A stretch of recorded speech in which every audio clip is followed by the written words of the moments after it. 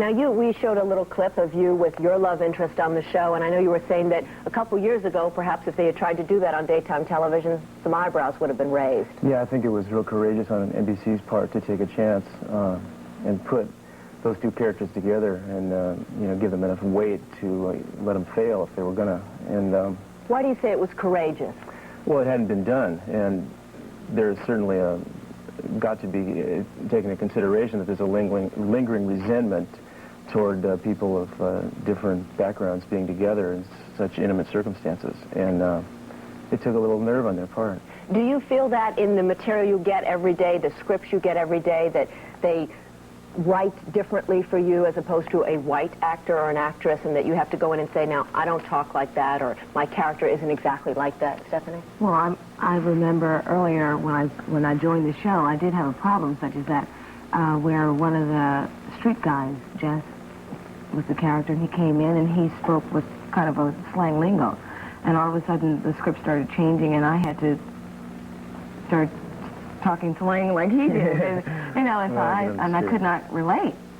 And I figured, and what I did, I went to the producers, and they agreed, and they readily accepted and changed it. Do you feel a change, though, among the producers, among the writers, because of the show, the success of shows like Cosby? Definitely. I think on our show specifically, the communication is there, and trying to make the difference, trying to work out what is real, what is authentic.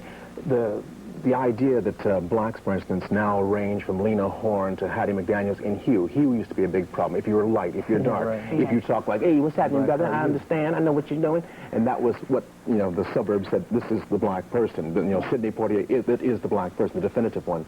Now, Philip Michael Thomas, Joe Morton, whoever, Avery Brooks, they make a difference. So Bill Cosby has brought that professional attitude and said, well, we can be anything. What has to happen now to take it to the full spectrum? Well, it's the right direction. We're already on it. You know, I think a lot of people look at that family, the Huxtable family, and you know they see a family. It's not so much, oh, this is a black family.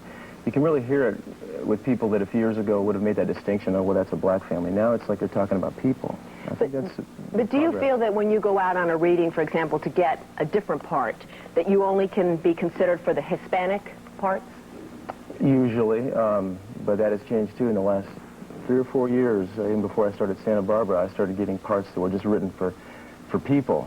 And you know, again, some casting directors had to go, okay, well, let's give him that chance. But they did it, whereas a few years ago they weren't doing it. So the barriers are being broken down. Well, the shows in general, like your show, is helping that situation. You know, they're not perpetuating it, but then there are other shows who are not. If you don't see my character expand and being looked at as a human being as opposed to a black girl, then the people out there in prime time are having a hard time dealing with me as a human being.